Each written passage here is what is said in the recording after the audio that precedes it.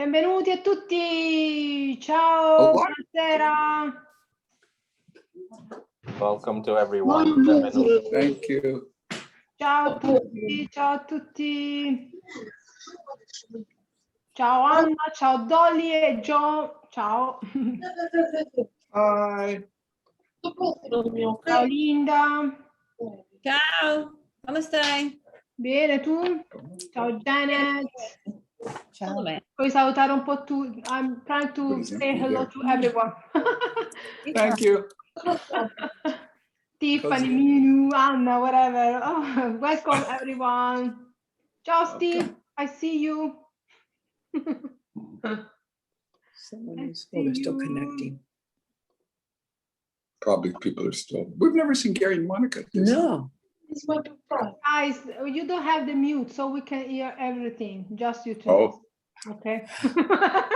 Doesn't Tony look good today? Always look good. Always, Tony. Always. Okay, guys. Maybe someone else. Okay, yes, we are having. In the meantime, please mute yourself. Okay, so we can avoid background noises. Of course, I can mute you, but you can do it by yourself. So I'm polite, muting people. How do I do that? Mute. Okay, I'm muting everyone. I'm doing everything. Okay, I'm muting everyone, guys. So of course, we like to the event to be interactive, of course. So if you want to ask question to Tony or me, you can unmute yourself and ask the question to Tony or me, or you can use the chat box. Okay, so I will use the chat box during the event to maybe type some names, whatever, so you can write your question there. We can start, I think. First of all, I want to thank everyone for joining this episode. This is the number 4 of 5, and we are happy because it's a nice event, and thanks Tony for sharing with us all this information about Italy and how to organize a good trip to Italy. And today we are going through the daily sightseeing, so all the things that we can do when we are in Italy. Okay, besides walking on the street, we can do different experiences, and Tony will talk about it in these events. That's it, Tony. It's up to you now. Thank you, Isabella, for the introduction. And yes, today we have episode 4. I would like to thank many of you who have been following us from the episode 1 and throughout. And then next week we have our final episodes. Today we'll talk about daily sightseeing. So this would apply mostly to those people who are planning maybe a trip independently, like they have booked a hotel and maybe rented a car and are staying in some cities, and now they are planning to do some daily sightseeing. Also because if you were to purchase a package tour, you would pretty much have all the daily sightseeing already either included or available optional. So you wouldn't have to worry about pre-planning also the daily sightseeing. So let's go and have a look at what kind of sightseeing you would consider. And the most popular would be a guided city walk. So practically to explore the city that you are visiting or the cities that you are planning to visit, just walking around You can book a guided city walk through a local operator. So in the city, you can go in some agencies and book a walking tour with them, or you can pre-book one from here through your travel advisor or online. There are some websites where you can book such an activity. Also, generally they are on foot, but nowadays you can find also these city walks done in different ways, like you can see in the pictures with the Segway, or even with a golf cart, or even in a vintage car. So I have seen and I have booked also some of these different forms of guided city walks. And sometimes they would require a little bit of transportation in between some sites. For example, in Rome, you can do a free guided city walk that explores the Vatican. Then they transfer you with a taxi or a small van, or you take the subway to go over to the Colosseum area and then visit that site. So there are many different options. I have a few preferred suppliers where I help my clients or friends book some of these guided city walks. The next most popular site that most would consider visiting is a museum. Italy is full of museums, and some of the most important museums in the world. For museums, I highly recommend that you book ahead of time when this option is offered. Some museums might not offer that option. You just have to line up.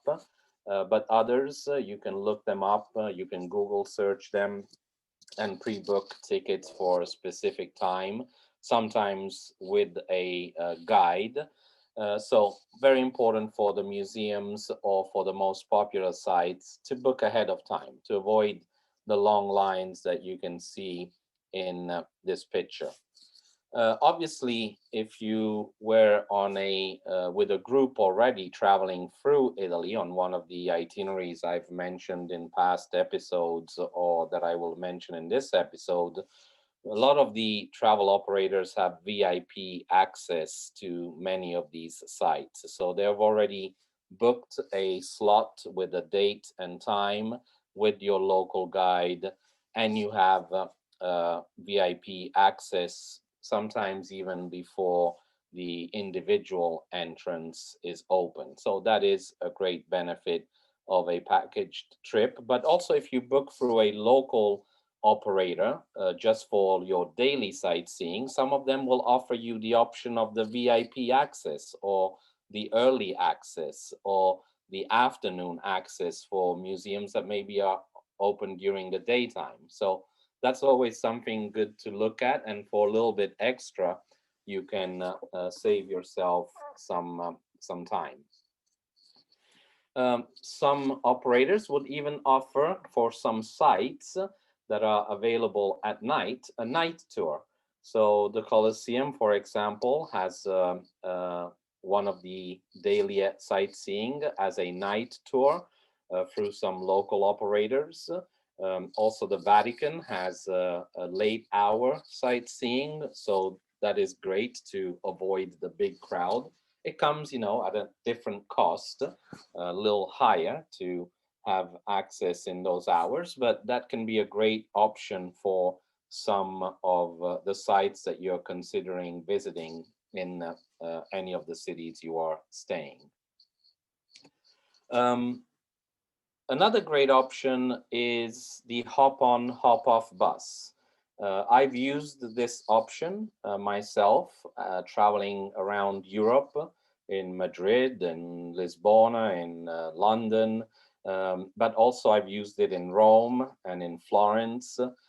So it can be a great option because it drives you around, you get a little commentary with the audio, you have stops in many different places. Sometimes the hop-on, hop-off will even offer you an included walking tour, depending on what kind of ticket you bought with them. They have several day tickets too, 48 hours and so on. And they also normally would offer you some discounts for some additional sightseeing that you might want to book. Hop on, hop off is just one company, the most popular probably, but you would find also other of these hop on, hop off buses with different names, like the big bus or the archaeological bus.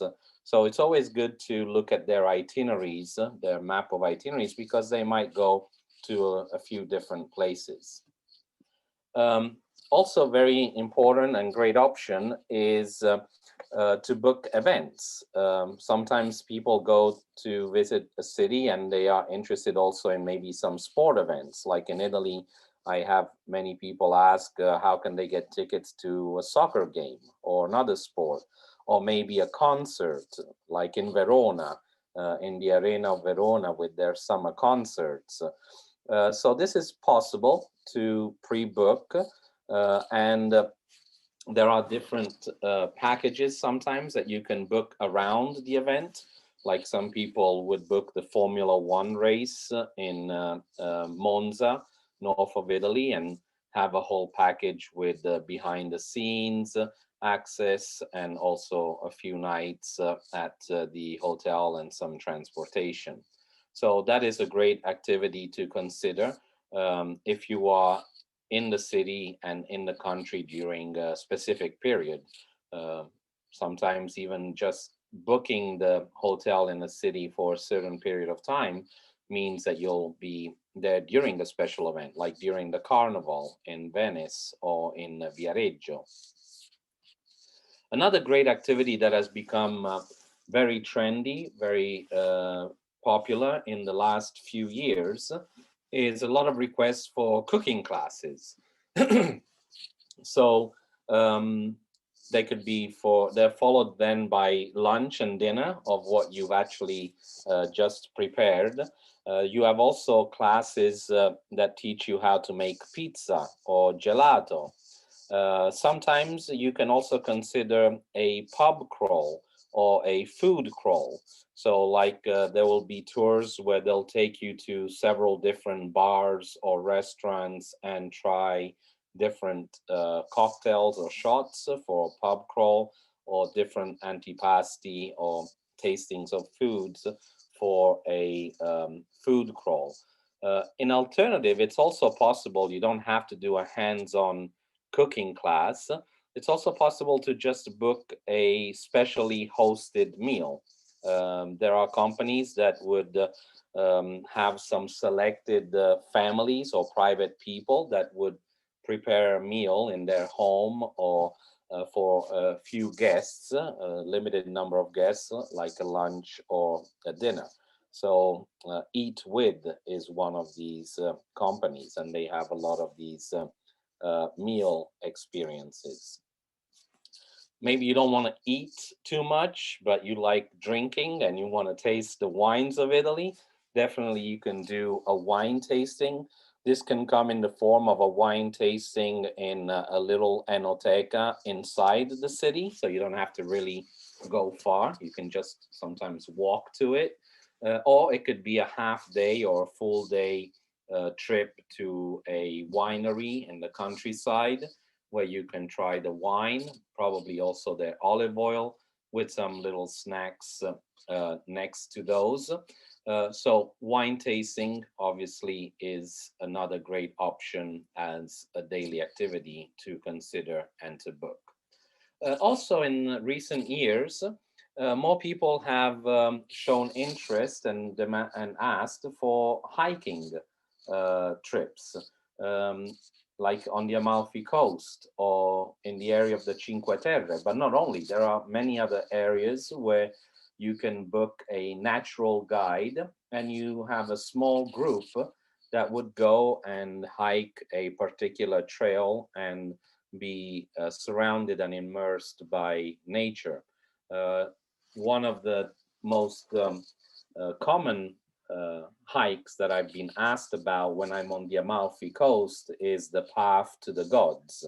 That's a very difficult hike, so not for everyone, but that is another kind of sightseeing that you could consider if you are visiting a specific area. Another fun daily activity that I found in some areas, in particular in Tuscany, is to go for either a bike or the typical Italian scooter, the Vespa tour. And you actually would have a leader on the leading Vespa or bike, and you go for a tour through the countryside, in this case of Tuscany, but they do offer this option in other areas. So that is a fun option to consider. Sometimes even a tour with vintage cars, like we saw in a previous slide. So you can go with all these vintage cars around. Most of the activities that I've mentioned so far would focus inside the city or town that you are visiting, or maybe not too far of a distance outside the town. But there are people who also would maybe choose one city as a base, but then they want to go visit a city that is quite far away. And you can still do that with some day trips. For example, from Rome, you can go visit Pompeii in one day, or you can go to Assisi or to Florence. It's possible, again, through a local operator or with some operators that offer these day trips even before you go. You can book them. Normally, they would take you with a minivan or with a bus or with using the fast train. And ferries if you're going like from Rome down to Pompeii and Capri in one day. So they'll take care of all that. Obviously, you have to consider that these day trips would start early in the morning and you'll come back late in the evening. So normally 12, 13 hours from 7 to 8 p.m. Personally, I would suggest a day trip like that only if you're maybe staying a week in Rome and you just wanted to do something else. But if your plan is to visit a lot of cities that are kind of a distance away, I would suggest just moving around with your luggage and finding an overnight stay there. Because you have to consider that if you go from Rome to Pompeii and back, you are traveling practically, you're doubling the travel time. 3.5, 4 hours to get to Pompeii and another 3.5, 4 hours to come back from Pompeii to visit Pompeii, which maybe you'll just have 2 or 3 hours in total there. So sometimes, depending on what your final goal is, it's better to create an itinerary instead of these very long day trips, unless it's just 1 or 2 in a whole week. So how can you plan these daily sightseeing? Many can plan a guided walk tour or walk tour on your own. You can look it up online, and sometimes there are even apps for the cities that you visit that might have self-guided tours. They might have a small fee that comes with that, but then you can just follow your phone and it will give you a map to follow, and it will give you also some input on what you are visiting. So that would be a self-guided. Even sometimes in a museum, you could do a self-guided. Or sometimes in a museum, if you don't want to book a guide, you can book the audio guides. So normally with less than 10 euros a person, you can walk around the museum with just that additional cost, but actually understand a little more of the museum and the artwork that you are looking at. Another option, of course, is having your own private guide. This is a little more expensive option because you're paying practically the fee of that local guide in full, just for the one person or couple that is visiting, or maybe a few couples. But it's also great because you have practically the guide all to yourself. You can ask plenty of questions. You can be flexible with what you want to see. Another option that is a good compromise would be a small group. There are, again, a lot of local companies. Some are specialized in small group tours. daily tours, so in the city, with maximum 15 or 18 people. So you would have the guide and you would be a small group, and they have a lot of different activities offered, museum visits, walking tours, foodie tours, and so on. So I have helped a lot of my clients with booking these small group tours. As I said, great compromise with having a small group, but also a reasonable price to spend. And then, of course, before COVID, we had a lot of the large groups. Probably this is not a time yet for these large groups to come back, but they'll be coming back soon enough. I expect that when we start the next season, they will be back, because already now we are seeing every week more restrictions being lifted, not only here in the United States, but also in Europe. It is just news, recent news, that you can travel now to Italy from pretty much any gateway airport of the United States. And if you have been vaccinated or you have proof that you had COVID with a certificate, you don't even have to do the test and you can skip the quarantine. So otherwise you have to do a test if you don't have any of those other two options. But as you can see, every week there are some updates and lifting of restrictions as vaccinations proceed both in the US and in Europe. We can expect to have more and more options and resume normal travel. I confirm that the company I normally work with and many other operators that I'm aware about are planning to resume trips and groups starting sometime in July and August with a few departures, and then they'll be prepared for more departures in September. Also, cruises are coming back, so we are moving in the right direction.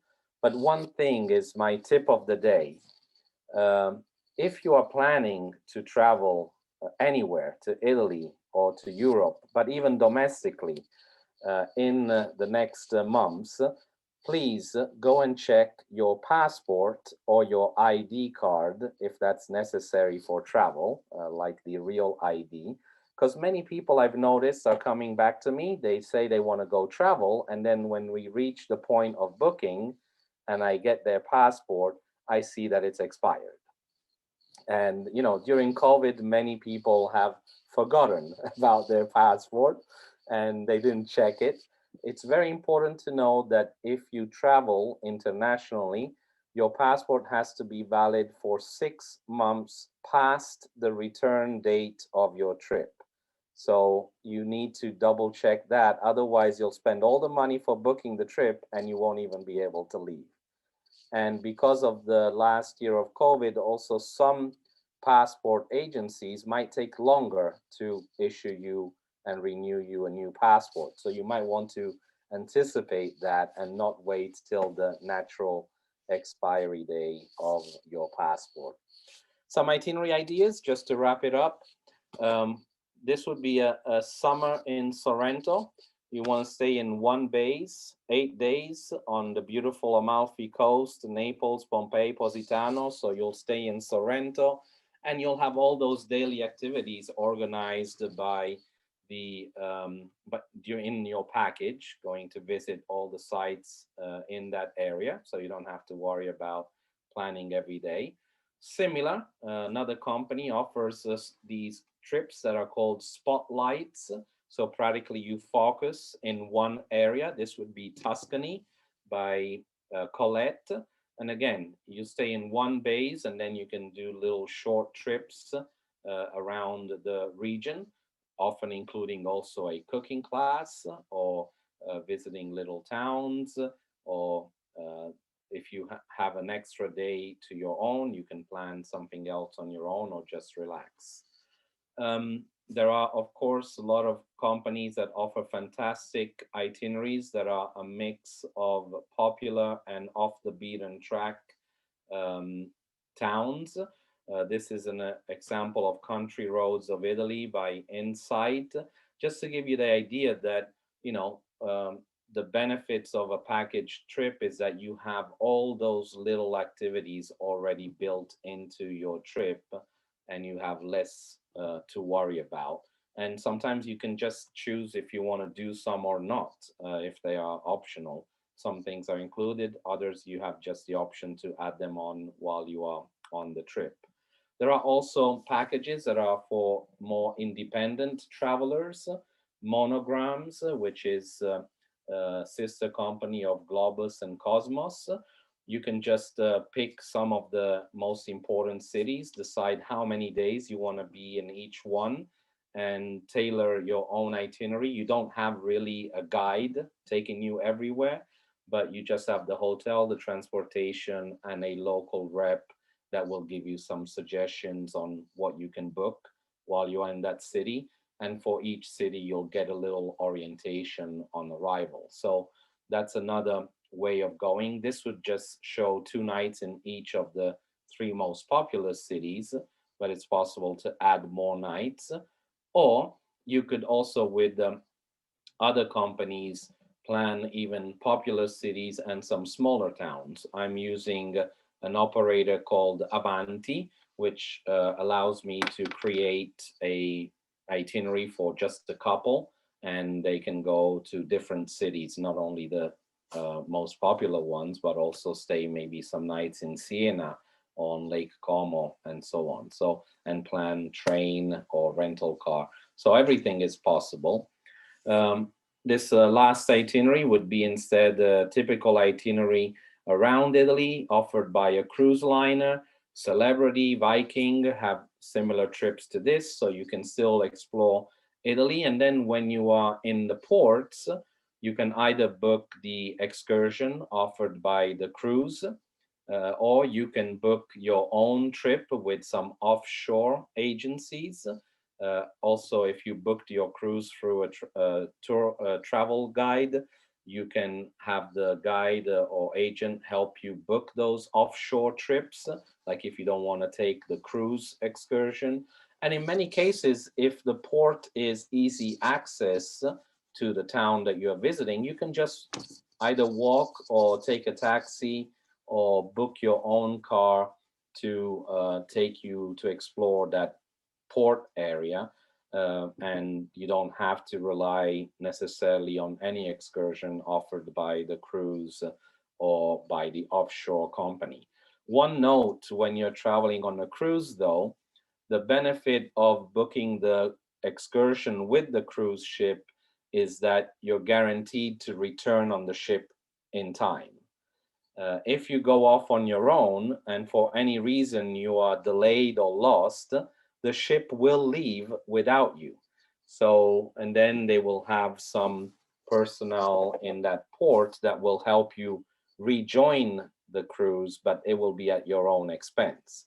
So it's something to consider, to not be too tight with your timings if you're planning something on your own during a port day. So with that is our daily sightseeing. I hope that this episode and the previous ones have helped you, gain some insider tips and information on planning your own trip, or understanding the benefits of some of these packages, which nowadays have evolved and offer all kinds of offerings with cooking classes, using the train, with all the sightseeing and museums included. If you need any assistance with your planning or with a package, you have my information here. I'm Tony. Many of you who are on this Zoom already know me. For those who don't, you have here my email, my phone number, and my website. Even if you just type in the website, you'll find my email and phone number there in case you lose the contact. And with that, I invite you to join us next Tuesday for our final episode, which will be individual, group, and family travel. So in case you're traveling solo, or you have a small group that you want to put together, family and friends, or if it's actually a family with multi-generation members, That's what we're going to be talking about next week. And I'll pass it back to Isabella. Thanks. Okay, we have some questions right now. The first question is, Tony, what do you think about staying in Airbnb in Italy? In Airbnb? Mm-hmm. So I think that the Airbnb is a great option when you have a family with a lot of kids, or maybe you have several couples traveling together and you don't want to book several hotel rooms. That can be helpful for bringing down the price. But as I said in a previous episode, if you're planning just to stay 1 or 2 nights in that city, sometimes it defeats the purpose because of the cleaning fees and other fees that go with the Airbnb. You would have to really look carefully at the reviews, not only at the pictures. The pictures can be, tricky sometimes. And also you have to read the features of that apartment, because a lot of apartments in Italy don't have air conditioning. So, if it's in the middle of the summer, you want to make sure that you ask the host that they have air conditioning, or they might say we have a fan.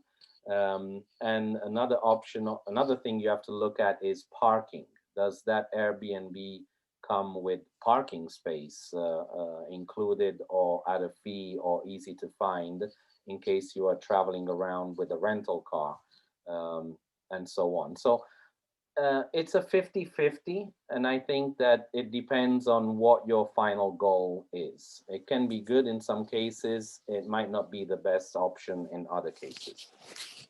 Yeah, it's true. You have to do a lot of research before booking an Airbnb.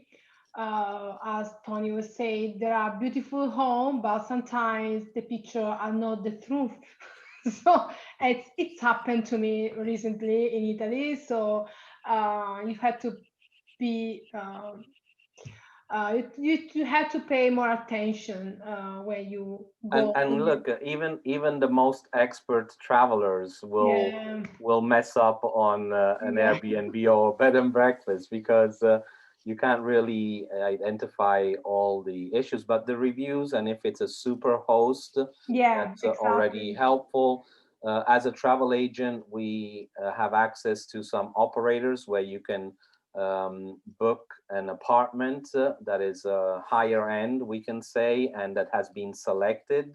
So that can help. We don't deal directly with Airbnb, but I know that I have friends who have large families or many kids, and they were happy with their choice, especially because it didn't hurt their wallet too much. You don't have a lot of hotels in Italy where you can accommodate both the parents and the kids in one room. You end up having to get at least 2 rooms, so that adds cost. Yes, also Janet, she's suggesting to be sure to find a Airbnb and bed and breakfast in Centro Storico, okay? Is the yes, the historical center, but be careful with the parking and the limited traffic zone. Yeah, because most of the time, not always, but the historical town are closed to traffic for non-residential people, for people that don't live there. So yes, you have your beautiful Airbnb in the downtown, but you need to figure it out how to go there, okay, with your luggage and whatever. So it could be fun sometimes. It's an experience. Yes, don't drive. Giant is saying, don't drive. No, you can drive in Italy. Don't worry. Just take some time to get used to the street, because also it depends on where you go. Because if you go to Rome, to Milan, the streets are really wide. But of course, if you go in the small town, especially for example in my case in Puglia in south, streets could be really narrow, really narrow. If you're not an expert driver, it could be a great problem. in the street. So, okay, be sure where you go. Okay, maybe. So I suggest, in general, Italy is really complex to visit. There are a lot of things to do, place to visit. So this is the main purpose also of this event. It sometimes could be stressful organize a trip to Italy because of that. So maybe Tony could be the key of all of that because he can help you to organize a beautiful trip without stress. Okay, so please take notes of the Tony contact so he can help you. I don't know if there are any other questions for Tony about this topic. You can, of course, unmute yourself or write the question in the chat box. If not, I have a question. okay, go ahead. Tony, I never see Genoa on any itinerary, but when I look at how it sits on the ocean, you think it would sort of be like Venice, but on the other side. So I can only imagine, is it because Genoa is very industrial? So yes, Genova has an historical center, which is beautiful. It's actually recognized by UNESCO, protected by UNESCO, but it is an industrial port, and it has a mix of shady and beautiful areas, if I have to be honest. There are trips that visit Genova along the way.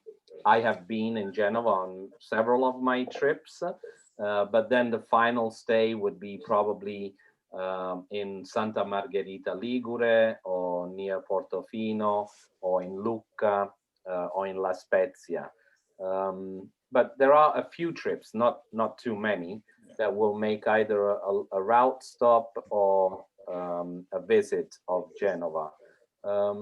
Honestly, there are some interesting things to visit in Genova. The aquarium, the Naval Museum, the downtown streets with the palazzi that are recognized by UNESCO, but it's not popular as Venice on the other side. I think a few years ago, well, quite a few years ago, Genoa was one of the stops on our cruise. Cruises do stop in Genova port.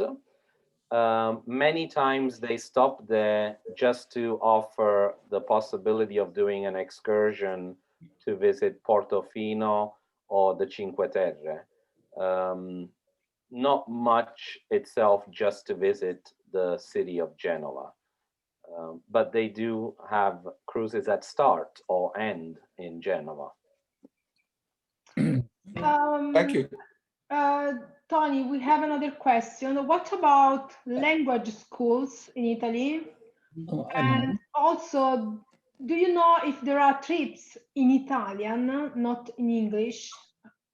So language schools, I know in my town of Sorrento, there is a language school that people can sign up for an intense course or basic course. My family was planning to do that. I think it's called Sorrento Lingue, but if you just do a Google search, Rome and Florence have several options to go and study Italian. I know many of my international colleagues, guides that were not Italian, studied Italian in Florence for several weeks and months, or they ended up then living in Florence. As far as booking a trip in Italian, there are trips for Italians booked by Italian operators. So you can go online and book with them, and then the trip will be completely in Italian. So you better be fluent, otherwise you'll miss the meeting time and the meeting point and be left alone. So they're not really trips to study Italian. I don't know of any trips that would just be a trip and then along the way you study Italian, but I know that on my trips, I normally introduce some new words. I give a little bit of an idea of some phrases to use. But you know, it's very hard to do a language course while you are also doing some intense sightseeing every day. And many people come with the idea that they want to learn the language, and then it gets too complicated once you pass the basics. So I would suggest to study some Italian or any language of a country you go visit, some basics before you go there. That's always good to also improve your experience and the interaction with the locals. Some basic words and phrases, a thank you, a hello, and how much is this, how much is that. You know, you can find a lot of YouTube videos and apps that can help you build up a basic language preparation. Hey, Tony. About just to close this topic about the language schools, I know that some of my students I teach with Italian experience. We have Italian classes, so some of our students they went to Italy next year because it was open in the summer. So they have Italian full immersion classes there. And usually these schools, they organize, especially during the weekends, they organize tour in the area. Where do you go? Maybe if you are in Rome, they organize tour around Rome. If you're in Venice, blah blah blah. So there are different kind of schools, and all of them they try, you know, to give to the students also real experience in there. So you will mix the two things. So just to answer to the question to Janet. And I also can say that my wife found a Italian immersion school in Siena, and she was there for several weeks. And as Isabella said, the school often organizes a day trip on the weekend to go visit something nearby that area. So that's a way you can combine the language immersion with some sightseeing. Exactly. Hey, Tony, I also have a question similar to Rob's about the cruise ship stops. Yes. In regard to Medina. Yes. I have not much interest in visiting Medina, even though I've been to Sicily once before. What can you tell us about Medina as a cruise ship stop? Just to make sure I understand, Modena, is that M-O-D-E-N-A? No, Oh, I'm sorry. No, Medina in Sicily. Modica Modica. Modica. Modica or in Sicily? Messina, as Janet wrote. I think he means Messina. I'm sorry, I mean Messina. Messina. Okay. Okay. Well, Messina, just like Genova, is mainly the port ferry terminal that connects Calabria to Sicily. It does have a few interesting sites, but it's mostly looked as a ferry terminal and congested with traffic. I don't know of many trips that would just visit Messina. It's normally just to pass through.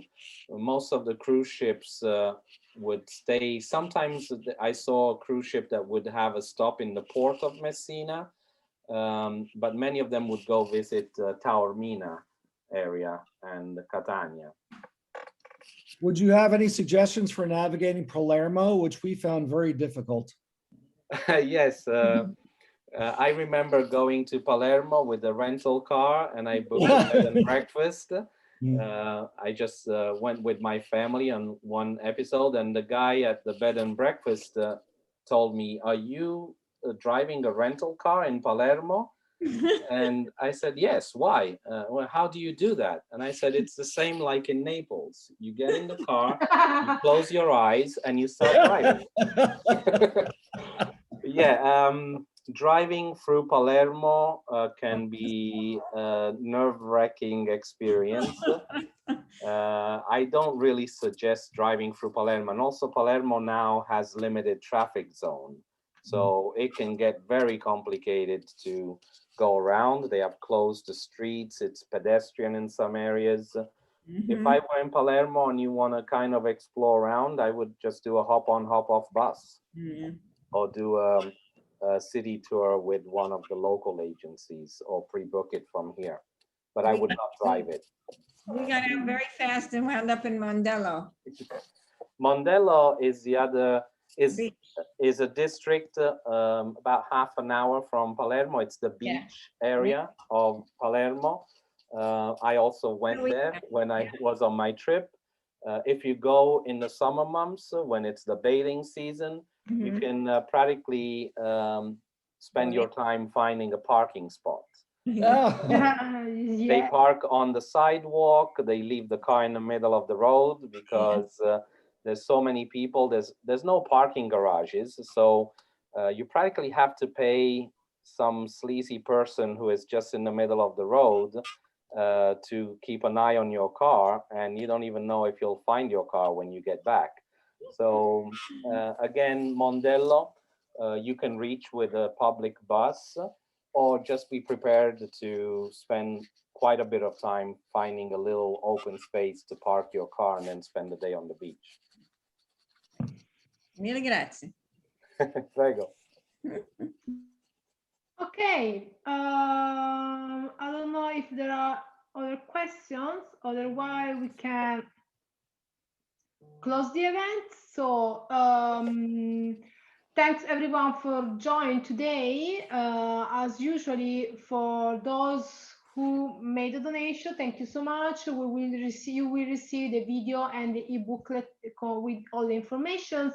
And see you next week for the last episode of this Destination Italy. Thank you so much. Have a good night. See you soon.